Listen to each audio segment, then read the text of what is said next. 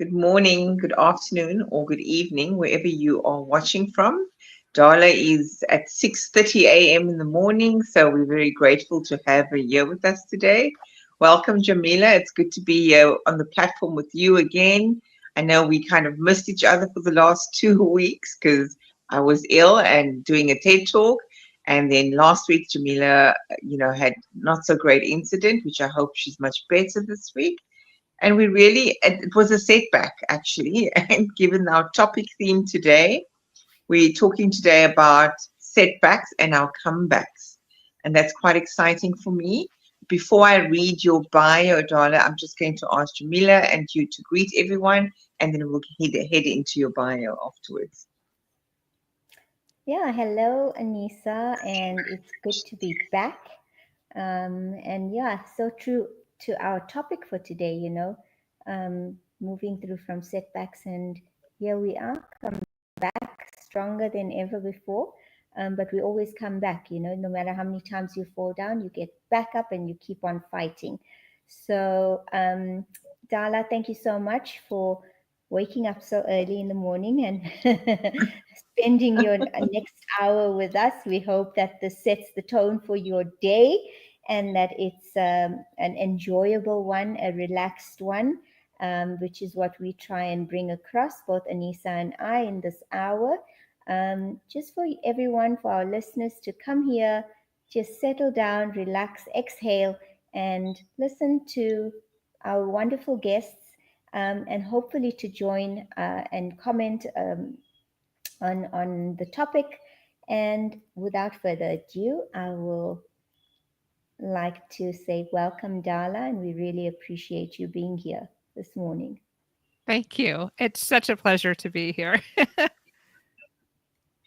Thank you so much, Darla. So I'm going to just read a brief bio so that the guests can feel honored how we are just encouraging that people must engage with her, because this is really a beautiful story that I'm anticipating we're going to hear today. But the focus today is really around setback or rebuilding or just needing a dose of motivation. We're going to be sharing some real stories.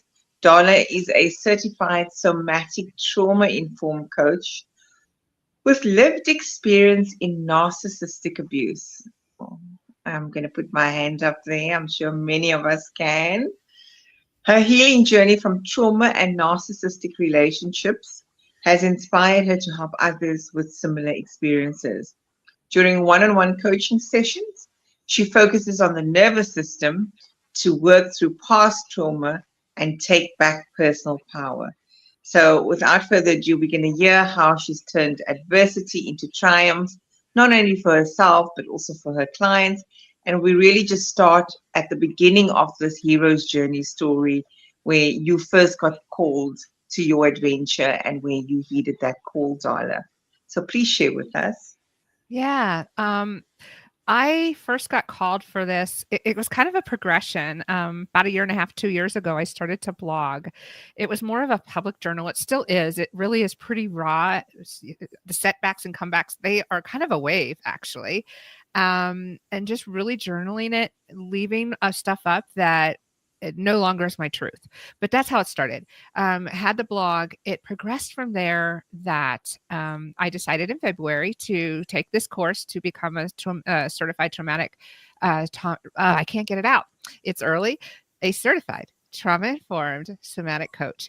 And what I found is that course wasn't just about being a great coach. It was a tremendous healing. I had to do a lot of papers and map out all the trauma of my life, which was a big eye-opener for me. And then it went from there that I was really frustrated. We have a lot of great mental health professionals out there, but some of them only have paper experience with what narcissistic abuse is. And so I wasn't having a good experience and decided I wanted to become a coach and be there for the other women, because it's a healing process for me too. As I coach others, I learn about myself. And it just went from there. And then in April, I just decided to jump and quit my job and just went full time into my business. I love that, Darla, what you just mentioned about the fact that as much as we are here as healers or helpers, what we do actually does heal and help us as well, right? Yes. So the experience goes both ways. And that's why I'm so grateful to be in this space, because it's helping me, it's educating me, it's motivating, inspiring me.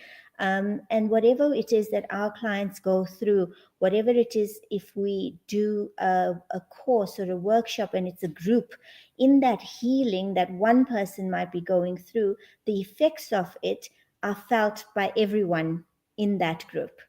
So very interesting for you to say, and just also want to mention how grateful I am to be in this space, because it's just empowering and educating you even more and more with each person or client that you get. Have you found that to be exactly the same experience for you? Absolutely. And where I feel it the most is I have a weekly support group that I do for ladies that's free on Tuesdays.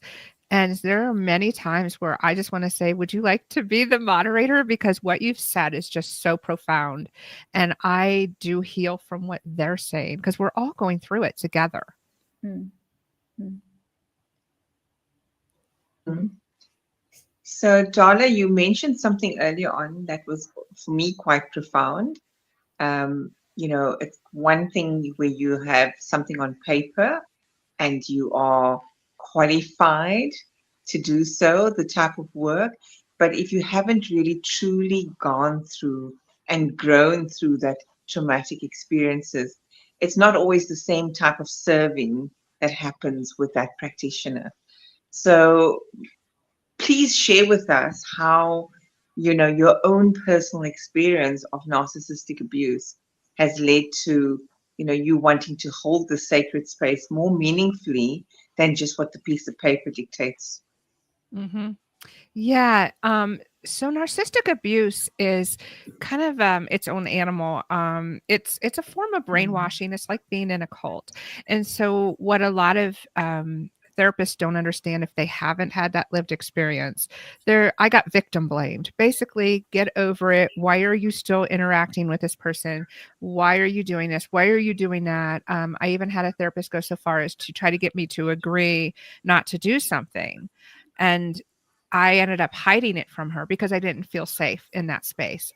And with narcissistic abuse, it's a kind of a layering effect. They often target very successful, highly intelligent, strong women. And I'm speaking just because the majority of them are men. There are females as well.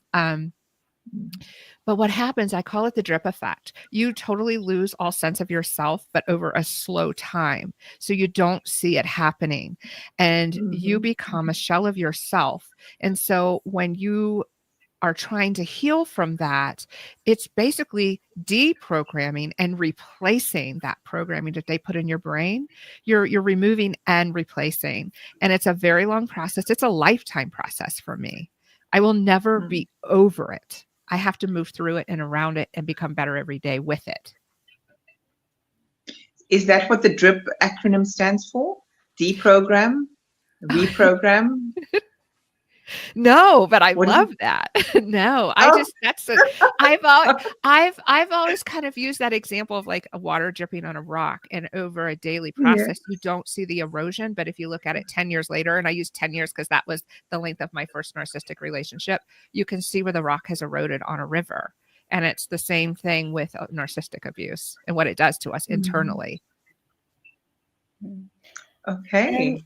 And Darla, for those people, I mean, how would you define narcissistic abuse for those people who may not fully understand it? I know that you said it's almost something like a brainwashing, but maybe if you can give us a little bit more depth on what it is and what it entails, and what are some of the signs to look for when you're in a relationship?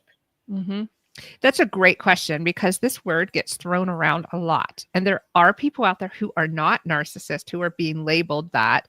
Some people don't like labels. I say what speaks to you. But so the difference is if someone's just a jerk,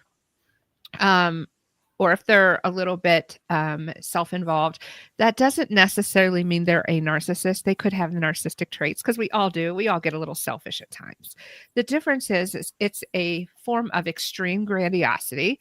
I'm better than everybody else. There's a lack of empathy, a lack of accountability, and it's more a pattern of behavior. When you see this happening over and over and over again, where this person is blaming you for things they do or blaming you for situations, they're never taking accountability. You just feel in your gut something is off. There seems to be a lot of manipulation in relationships. They seem to have a lot of, I'm going to speak once again from the male female. The man has a lot of female friends, including ex-wives, ex-girlfriends, a lot of what we call supply.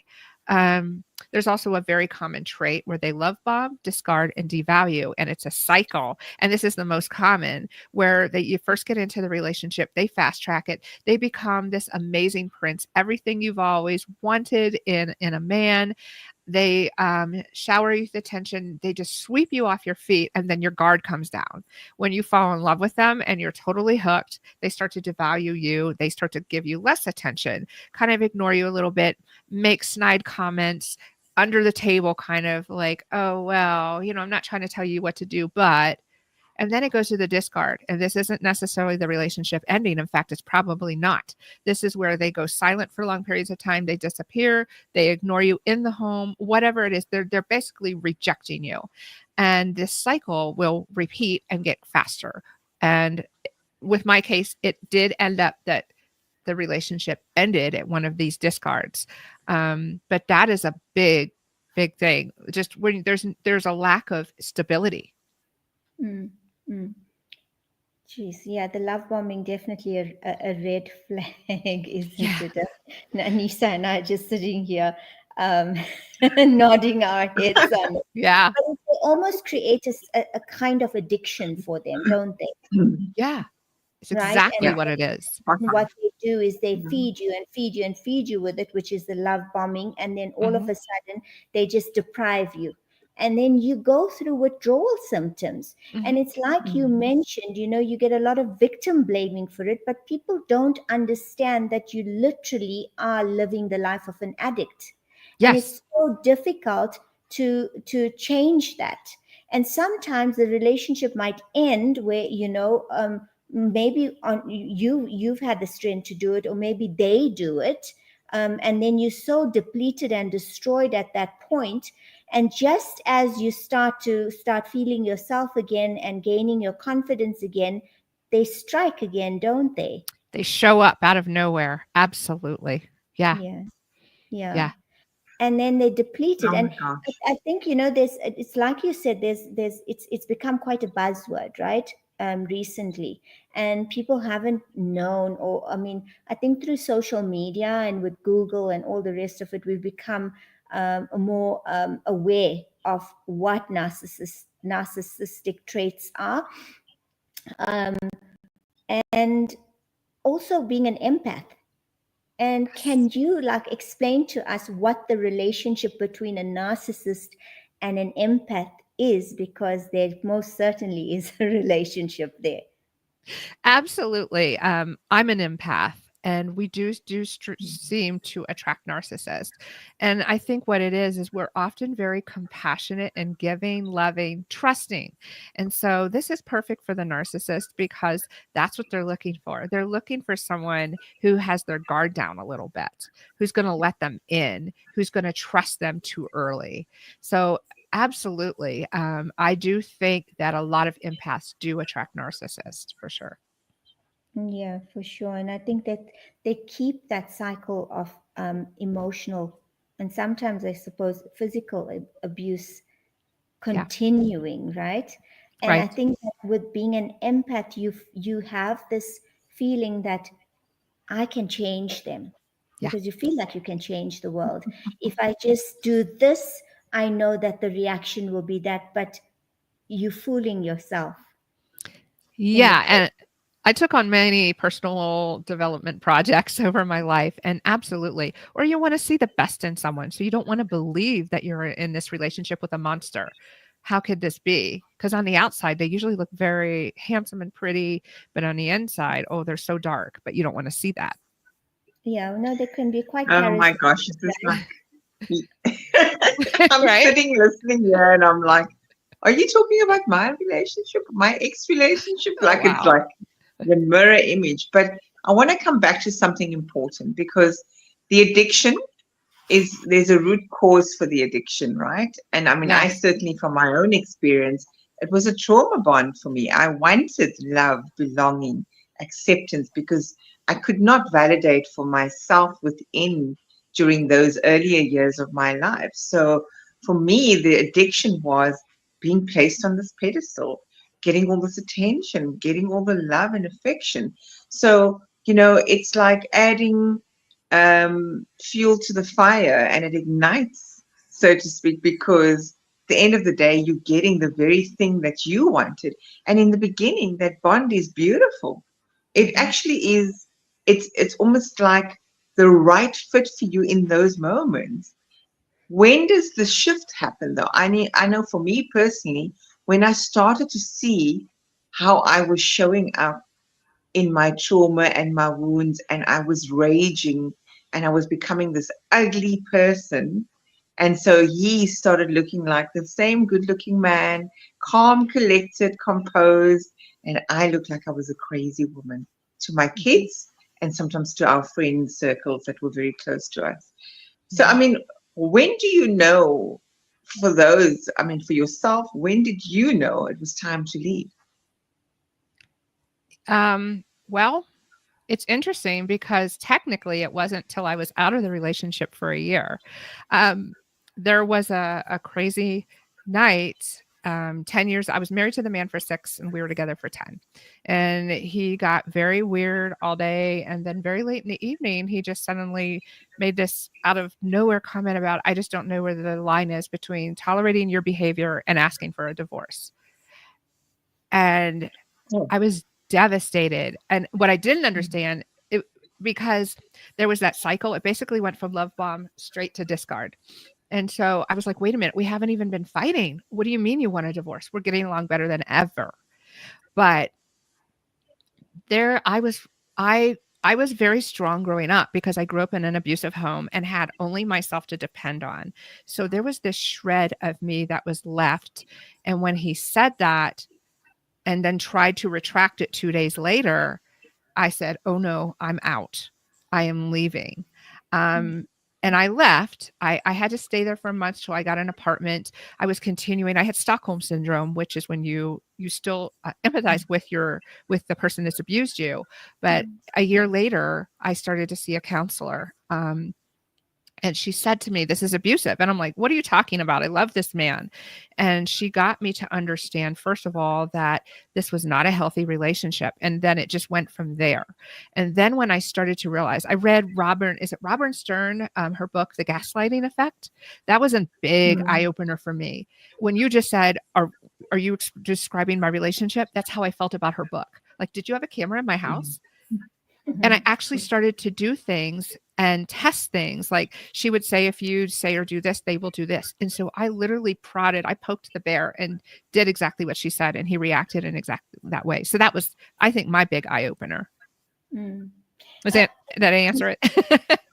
yeah. I think it's amazing that you had the wisdom to do so because when we are the abused ones or the victims, it's not easy to pick that up. And no matter what anybody tells you, no, you know better, and you know because, like you, the Stockholm syndrome, I can relate because even post my divorce, I was empathizing. I was still having a happy family home. Meanwhile, it was bizarre, right? And even though mhm. I parted amicably, you can part amicably for yourself, but the narcissist doesn't change the behavior. They Mm. still continue. In fact, it's even perpetuated to the next level because now they're angry because you made the Exactly. decision to leave. Yeah, He lost control of Absolutely. me. Go ahead. Yeah. yeah. And they would lash out. They would go on a smear campaign of you with your friends and family, purposefully ignore you. But Yes. Anissa mentioned that, in her relationship, she felt like she was going crazy, like she was the crazy one, Yeah. where Mm. so how does narcissistic abuse affect um, your nervous system? Because that's what it does, right? And why Mm. is this important to address in recovery? Yeah, absolutely. It affects your nervous system. First of all, because you do feel from the beginning there's something wrong, and then you stuff it like, oh, I'm being picky, I'm paranoid. So anytime we stuff any kind of emotion, our body is recording that. First of all, also you're always questioning your reality because they're constantly playing mind games with you. And so you're constantly in this anxiety mode, I think. It's a fight or flight response. And so you're constantly walking on eggshells because no matter what you do, it's wrong. Whether it's good or bad, it doesn't matter. It's always going to be the wrong decision. So living like that for 10 years did so much psychological damage to me. And I'm still find myself in that mode after all these years. And so being, part of with the somatics that I'm learning is being more aware of that when I have a trigger or I'm feeling stressed. In the current relationship I'm in, it's the first healthy one ever. I will say, hey, my monkey mind is kind of running. And when you're quiet, I assume something's wrong because that's how I've been treated in the past. And then that gives him the opportunity to say, no, I'm just tired. But in the past, when I would say that with a narcissist, they would be like, I don't know what you're talking about. I'm not being quiet. And so you're sitting there, but you haven't spoken to me in 15 minutes in the car. What do you mean?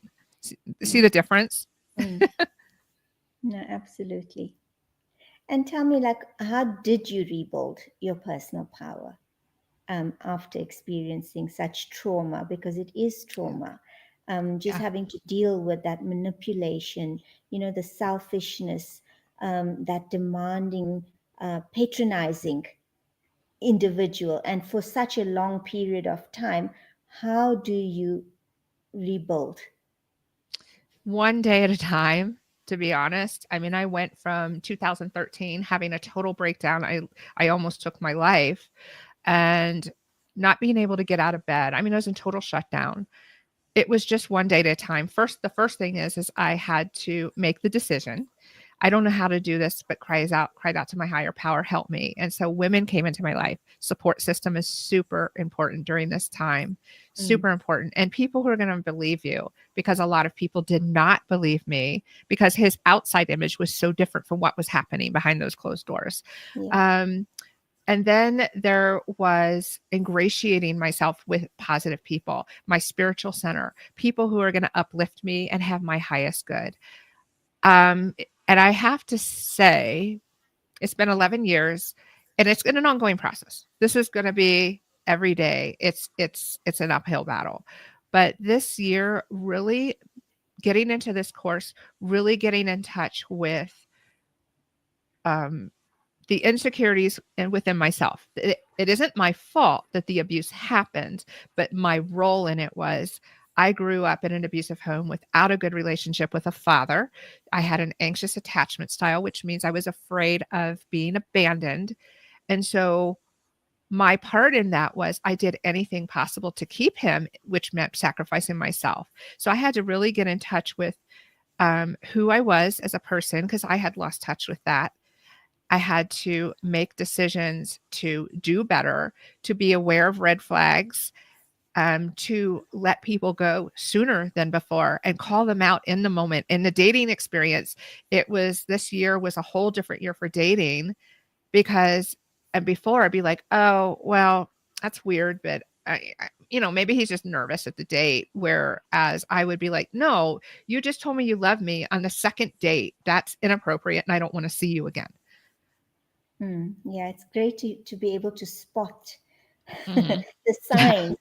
And I think that also it becomes an obsession for you to prove yourself. It becomes an obsession for you to be able to make that person happy because they make it so impossible or make it seem so impossible that you're capable of doing that.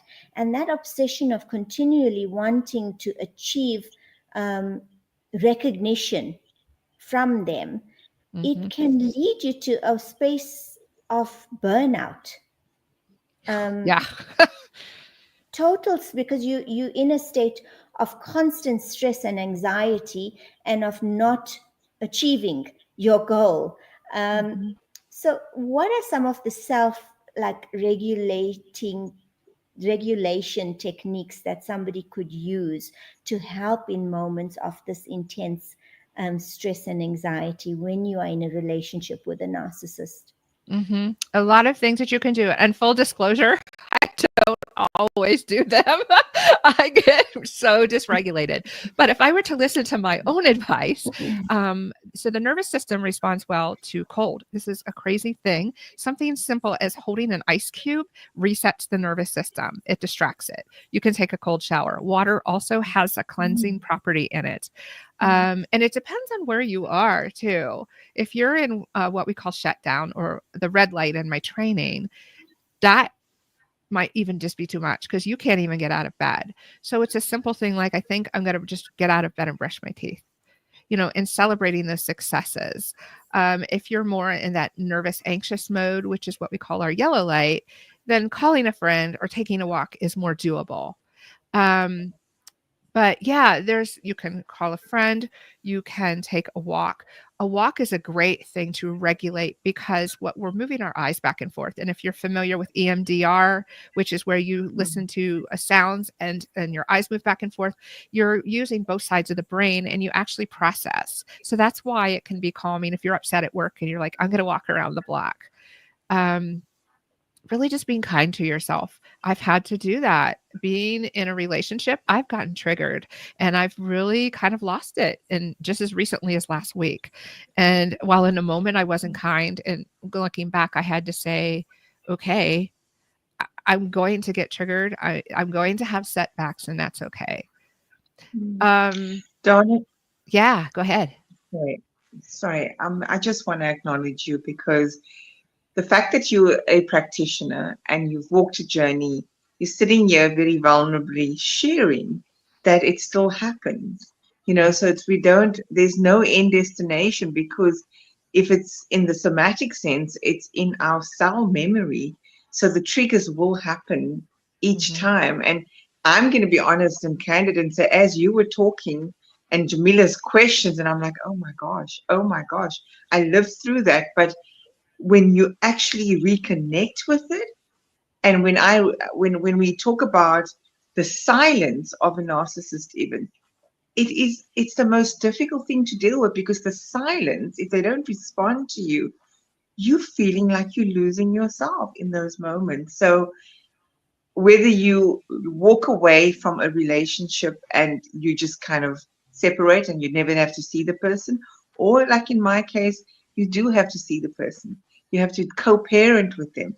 It is not easy. So that triggers come up all the time. And I just want to recognize also the vulnerability that you shared in terms of coming from an abusive home.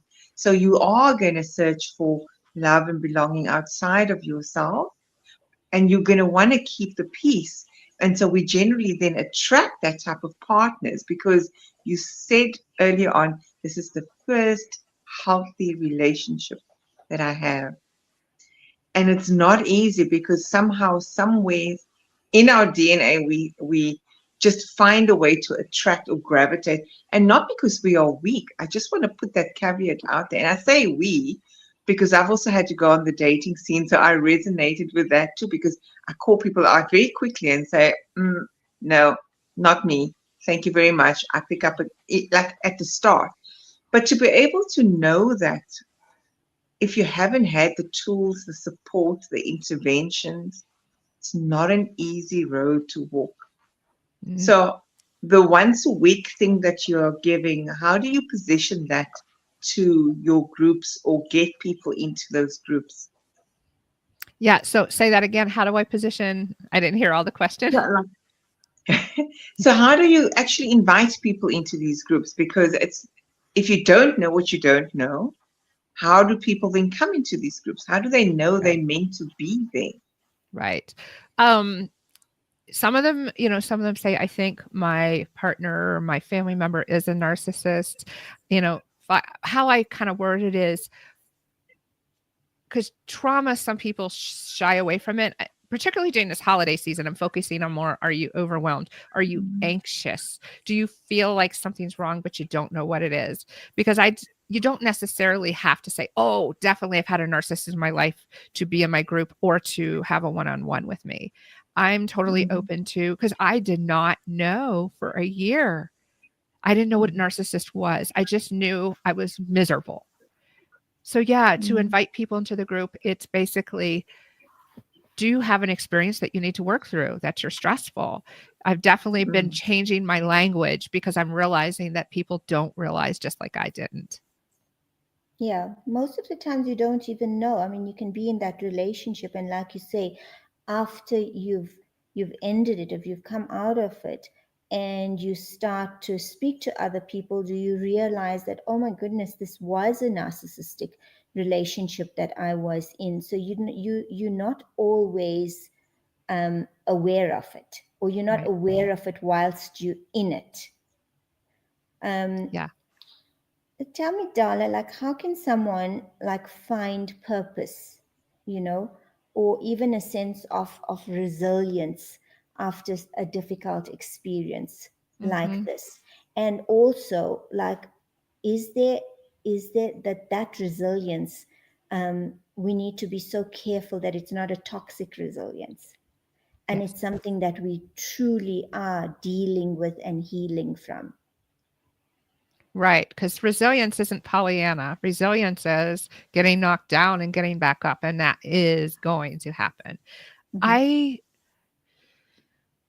For me, I like challenges. When people say you can't do that, I'm like, I'll show you. I'm from that. But I think it's more thinking about something that always resonated with me when I was in Mary Kay Cosmetics, as they used to say about our goals, when the pain of where you are is greater than the pain of where you're going, that's what's going to motivate you to do what you need to do. And I do think that it goes with healing from trauma as well. When our pain is so great that we can't live with it anymore, that wow, yes, the pain is going to escalate a little bit in the beginning of the healing process, because the beginning's, I think, the worst part, because all this stuff comes up. You have to face it. You've been stuffing it. But if you're willing to go through that for a short period of time, it's like when you go to get a knee replacement. When you come out of that surgery, you're going to feel awful and you're going to hurt. But as you go through that physical therapy, your knee is better than ever. And healing's the same way. Take it from that perspective of, I'm in for some rough waters here, but if I just hold on to that steering wheel and stick it out, it's not going to be perfect. It's never going to be over, but it sure is going to get better as I go. Yeah, and for me, I think also on top of that, having a strong support system, and it doesn't Yes. have to be a huge group of anybody, it just can be one person. I mean, after when I went through it, I had one good friend, Neda. She's been on, Anissa, she's been on before, and she held me, she held the space for me. Mm-hmm. And by saying that, she wasn't there to judge me. She wasn't there to, command me to say, you will never go back to this. She was there to say to me, this is what the situation is. This is who the person is. And this is the label that we can attach to him. Mm-hmm. And I know that it's difficult because it is an addiction. Mm-hmm. And if you feel you have to go back, it's okay. I'm here to hold your hand until you're strong enough to be able to sever that tie. Mm-hmm. So I found that was my greatest sense of support and consistency in keeping the decision to remain out of the relationship. But what also I found helped is that she managed to keep it light. And the power of laughter and the power of community is something that's so incredible. And this is it. I think when you're going through anything in life, any challenges in life, building a supportive network can bring such positivity in difficult times. Um, Perhaps, Darla, there's something that you've experienced, a moment of humor or joy that unexpectedly helped you during difficult times, or maybe one of your clients that you can share with us. Hmm. Let me think. I think it's more just with my dog. He's sitting right here chewing his bone. And I think animals really bring something to our lives. First of all, they're unconditionally loving, but my dog will do something. You know, when I was going through my third divorce with my husband, who was not a narcissist, but it was still a very painful thing, he would, do his little dance or be happy to see me. And so those things are, it's small, but it's also something that kind of resets you. No matter how bad of a day I had, I'd open the door and like, oh my gosh, mom's home and his little tail's going. And Yeah, and that's wonderful. I mean, the animals just have this way of, like you say, giving unconditional love, and that just makes everything seem like, it's going to be okay. yeah, yeah. Anissa, Yeah, I are think for you me, just Next question. digesting it I'm Uh-huh. sitting, I'm digesting all of this because, I think the biggest insight for me here is that you think, and your vulnerability has just given me that permission, almost so to speak, to say, okay, actually, there are still triggers. You're never Yeah. quite over it. You never are, because you almost guilting and shaming yourself when you finally realize like this was happening. And you said it right at the start. It's usually highly intellectual women that are successful, um, who knows themselves to at least a good extent enough, but didn't know themselves well enough to be able to witness this. So there's a lot of shame and guilt and pain that is the aftermath of this.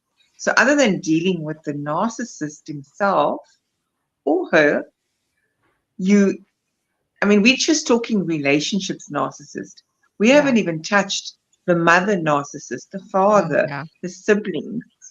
What about those types of narcissistic relationships? How do you overcome it? I mean, I do know a lady who has a better relationship with her mother-in-law than her own mom. And the mom, guilts her and gaslights her all the time. And but she stood up, and in our Islamic Muslim faith, Darla, we have the saying, um, heaven lies under the feet of your mom. You need to honor your mom all the time, respect your parents all the time. How does one then overcome, knowing that these narcissistic, there's a difference, like you said, between traits versus a disorder. Yeah. Maybe you want to touch there where the disorder is versus the traits, and what if it's somebody as close as a parent or a sibling? How do you deal with that?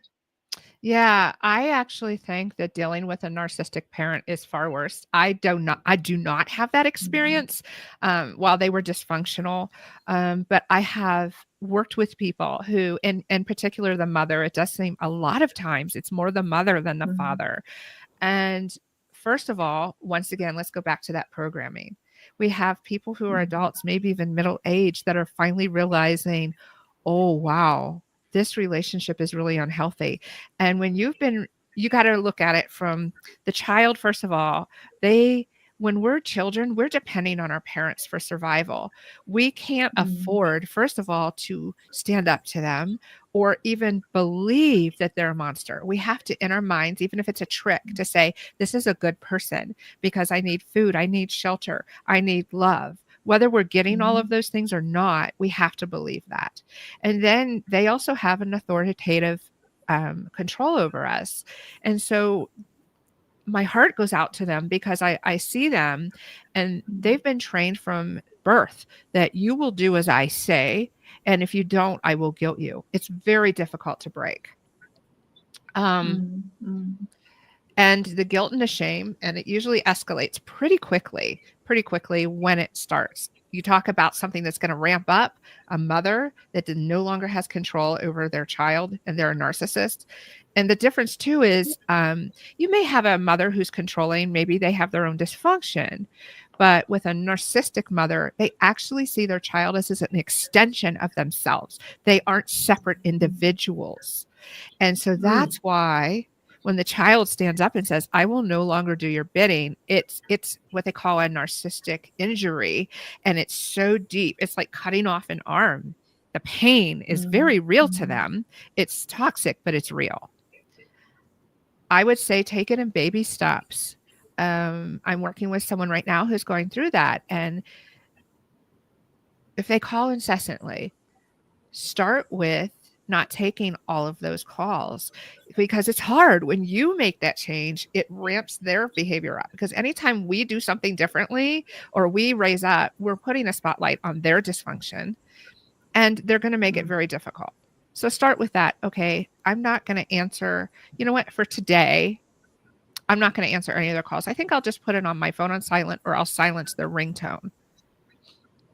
Yeah, you're Mm. going to get a bunch of crap. Just prepare yourself. But tomorrow, okay, I'm going to go 2 days. Or when I do talk to her, I think I'm just not going to really give her a lot of details of my life. Those kind of things. Take it in baby steps. Be kind. Remember, you've been programmed. And I never tell people what to do as far as that. If you decide you want to stay in contact with this person, there's a lot of techniques like gray rocking, where you minimize what you say. You become very boring. Someone I saw once described it as act like you work for the DMV. It'd be very matter of fact. You know? If you decide, and I think everyone has to make their own decision. If you decide that, you're going to have Mhm. boundaries, and you're going to have to hold them. If you decide to go no contact, I almost, even though it's more painful in the beginning, I almost feel like it's easier, but that's not the answer for everyone. Particularly if you have maybe Mm. if you have a parent you want to stay in contact with, or you're co-parenting. There are situations where we just can't physically walk away. But whatever decision you make, just take it in steps. Be kind to yourself. It's okay if you give in. Yes, you're going to feel guilty because you've been trained to feel that. And I say, Mm. and for cases like this, I would say a licensed therapist probably can. I can be I can be an additional support. Those things are so ingratiated. There are, there's situations where I also refer out and I say, hey, you should probably be seeing a therapist as well. Because while I have some psychology college background, I am not licensed. And that's where they really come in and can help if they are specializing in trauma and narcissistic abuse. Mm. Mm. There's this quote that I remember in Dr. Joe Dispenza's book, Becoming Superhuman, and it speaks about um, we are not linear beings having a linear experience, but we are rather multidimensional beings having a multidimensional experience. And I think that it's so important for us to debunk the idea of perfect healing and embrace that healing is also non-linear. Yes. And we have to acknowledge the ups and downs of the journey and how they are a part of building true positive resilience within ourselves. And it's so important for us to understand this and to accept that, it's not just going to be an upward journey of success from the breakup. Right. For me, I think I felt like I was so empowered and I was so, I just achieved all of my strength and resilience and I became so strong. And the minute that he came back into my life, I fell again. Mm-hmm. And I was so angry with myself, so angry with myself. But I think that was a time for me to be kind to myself. That was Yeah. the time when I realized the importance of the network around you or the support structure around you that's non-judgmental, non-condescending, all of Mhm. the things that um, you would experience in a relationship with a narcissist, right? It's always Right. condescending, it's always breaking you down, it's always demanding. And yeah, I think condescending is the word that just so strongly comes through. um, is that something that you agree on in terms of, you know, the myth of perfect healing? Yeah, I don't think it exists. Um, whether it's a parent or relationship or a boss, whatever it is you're healing from, absolutely. Just like life has ups and downs, our healing experience is the same way. When I look at what I'm going through now, and I've worked really, really hard on myself this year, but I have to say I'm getting triggered more now in this relationship than I was out. And I've had to be kind to myself. When I really lost it a couple of weeks ago, um, after the fact, I had to go back and say, you know, this is part of the healing process. It looks ugly and it's bad for this other person to be on the receiving end, but it is part of the process. Absolutely. And I actually think sometimes I learn more from my mistakes because it sticks out of my head. I look back and say, okay, I reacted this way. Why I start analyzing, why did I react this way? What was I feeling in my body? What was going on in my mind? And how, when I encounter that again, can I react differently? I like that, Darla, because what I'm hearing you say, it's something that I like to use as a phrase: treasure your triggers, Yeah. because there is treasure in it, right? It's when we finally realize if we're still being triggered in the moment, it means there's still lots of healing to be done there. If Yeah. we can step back into having empathy with, I want to almost call it subtle, soft boundaries that's not egoic and harsh, but those boundaries are for us and not the other person. So that when we're Yeah. leading, we're not leading with anger and resentment. We're leading with no judgment. We're absolutely then stepping into our power of being empaths, because that's our power. I Mhm. think wanting to not be that and shame ourselves out of being an empath because of these experiences is actually to our detriment. And Yeah. when we could lead with the no judgment lens, we are actually sitting in the power seat. I certainly feel so from my own experience, that I'm no longer triggered when I'm looking from the outside and I'm like, wow, I really do feel for the person, whoever that might be, whether it's a boss Right. that's a narcissistic boss. It's that Yeah. need to control, because deep down, that person has got a lot of self trauma themselves. They're Mhm. dealing with their own stuff.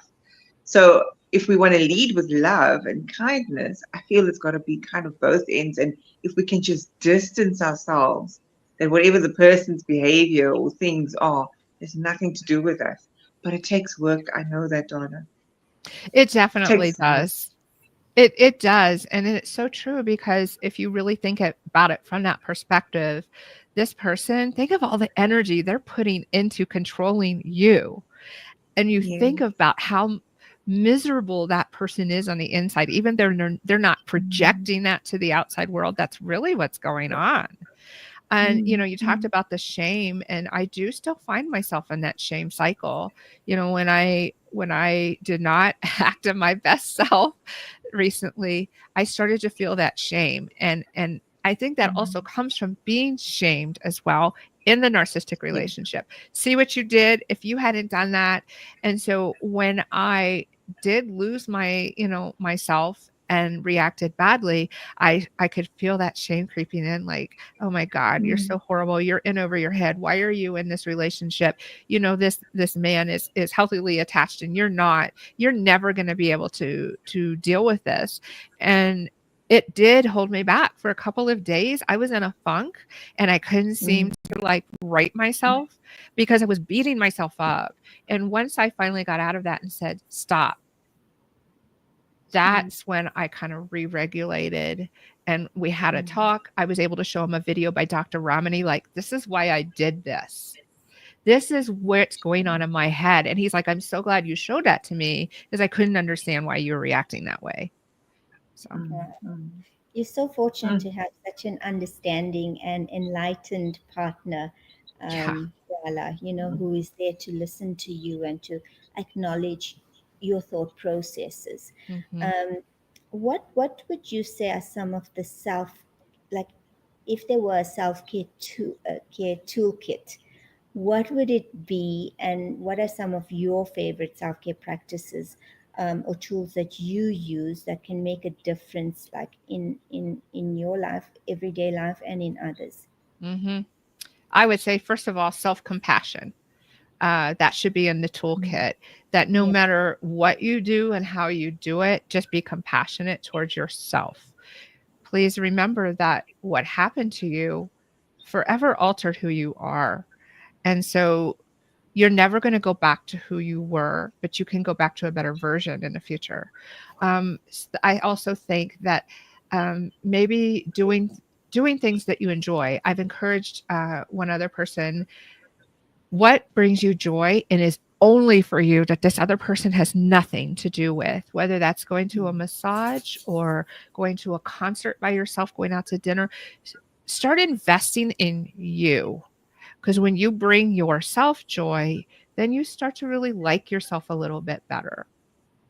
Um, Also, even though I know I have a bad habit, when I get depressed, I either eat too much or not enough. But try just to exercise. I do find, like, when I don't exercise regularly, that I get triggered more easily because I'm not getting that good endorphin, stuff in my body. Exercise, eat well, do the. I suffer from insomnia, so I'm calling the kettle black, but try to get sleep. Try. And just be kind to yourself. My goal is to be better today than I was yesterday. And sometimes that better is a mini step, but that's my only goal. I don't focus on, oh my God, I want to get from here to here, because then it's too big. I think it was oh shoot, I can't think of his name, but he was an alcoholic, and the idea of never drinking again was so big and so ominous. He decided, I'm only going to drink for today, not going to drink for today. And I think that's a good self-care thing. I'm only going to not do this for today. Yes, yeah.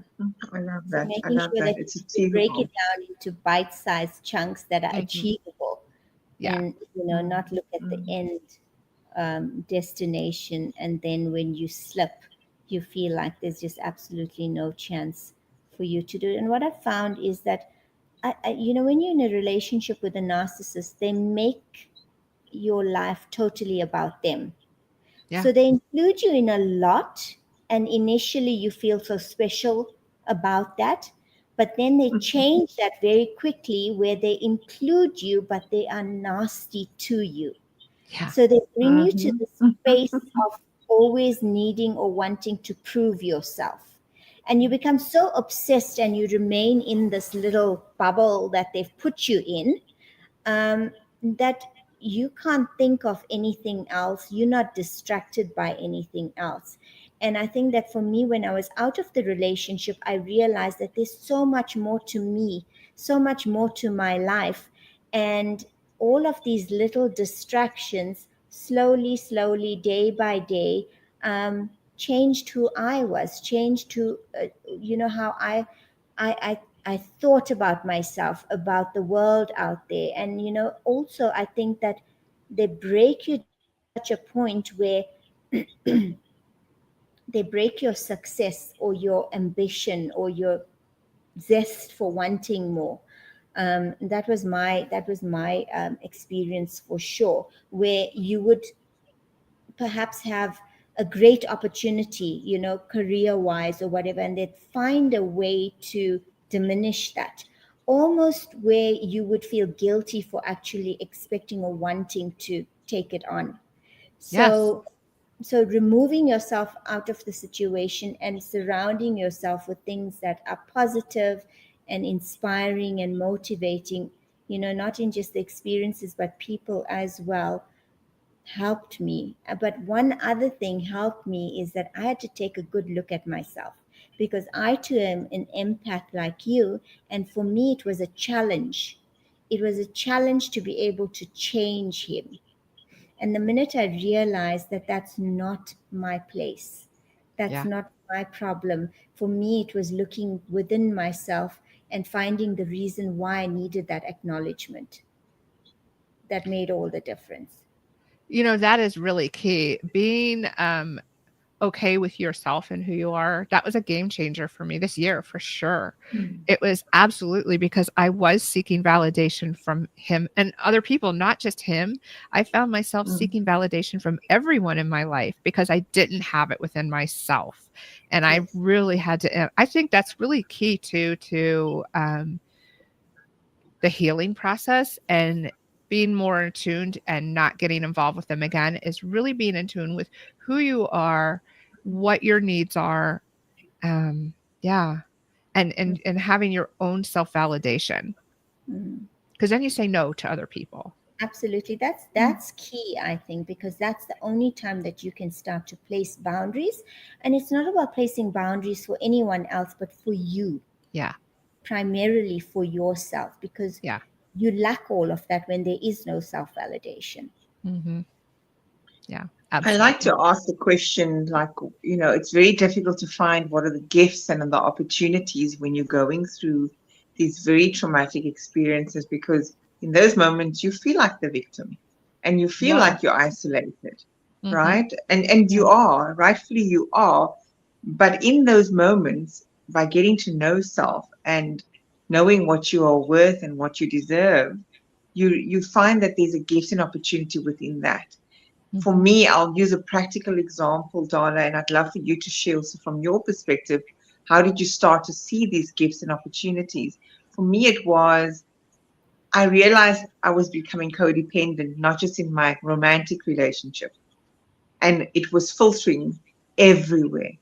It was Hmm. almost clouding my judgment, because then that codependency I was expecting from friends, within my kids, within my siblings. And so the gift and opportunity for me there was to say, but hold on, if I'm building my home, and that's my heart, in other people's hearts, then it's a recipe for disaster. It Hmm. is going to set me up for failure. So for me, the gift was, how do I not have the attachment style, or rather anxious attachment styles as well, where I fear being abandoned or rejected. So I'm just going to please all the time. So the gift for me was stepping out of people pleasing and hero, rescue, savior, moving away from codependent behaviors. What were those gifts for you and Jamila? Yeah. I would say for me, the gift was becoming a coach. I've said this many times that I don't want to be a fraud. I don't want to be someone who says all these things and then I'm not living that life behind closed doors. I want to be authentic. Mm, And so I think that's really driven me to heal. I think it's also why I do share my downfalls, because what my boyfriend sees day to day, he can attest, and we talked about this the other night, is what's projected in the public. That became so important to me. So that meant I had to get really serious about my own healing. I mean, I have been for mm, 11 years, but I had to get really down and dirty and make these decisions that if I'm going to say, mm, do these things, you know, granted, I don't always re regulate well, but if I'm going to tell people that there's a better life out there, I have to embody that myself. mm, mm. Yeah, Beautiful.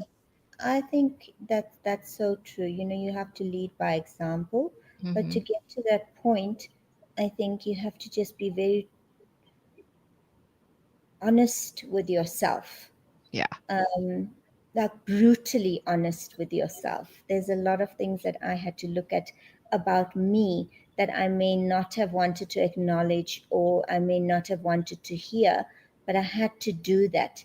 And the minute that I could look inwards and reflect from a space of brutal honesty about who I was, accept myself, both my shadow self and the light and the, you know, my my positive points.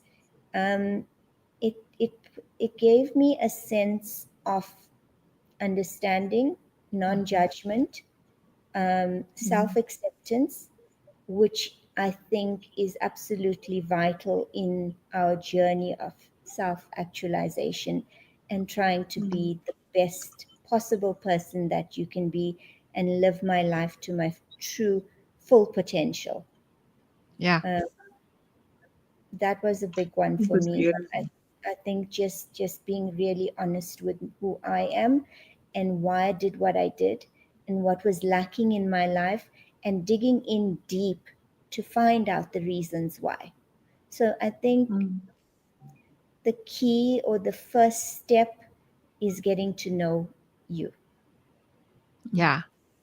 warts and all, and still Yeah. be. So, Darla, Yeah. what would you, I mean, Jamila, that was very beautifully stated because it is that. It ultimately comes down to that. If we don't know self and heal self, we can't lead ourselves. And that's the recipe for self-actualization.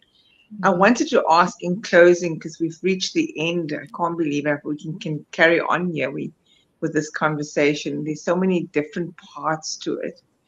But Darla, if we had to say that how you leading your life today, I call it, what is the KPI for your life now? And now that you have the knowledge, you have personal power, and you have insight, how is that serving you today?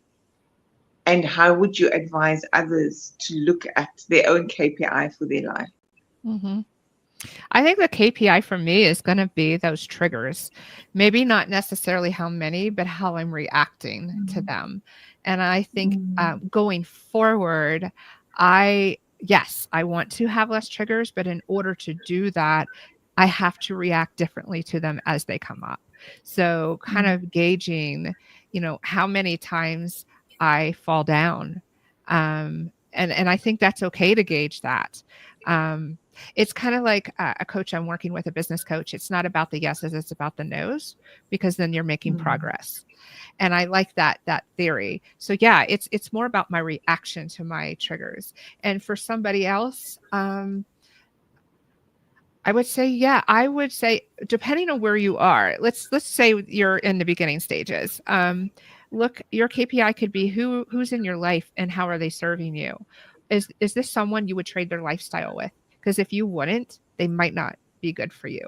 Mm. Surround yourself. How many people can you have in your life, even if it's just one? Because what is it?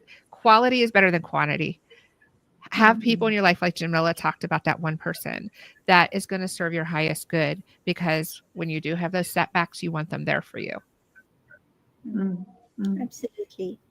Yeah, and I think Mm. Anissa, and just wrapping up, um, we haven't gone through any comments today from the audience, from the Yeah, listeners, I because did it's I did been, acknowledge Shabnam and Rio on the people on Instagram. I've been trying to type in between.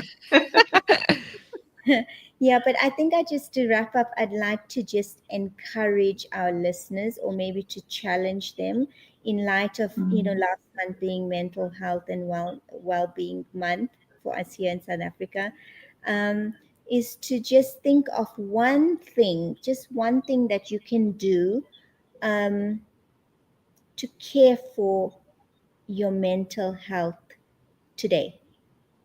Mm. And whether you want to do that by, you know, adding a comment on any of the platforms that we're streaming from, or whether you just want to do that for yourself or share it with your group or your special person.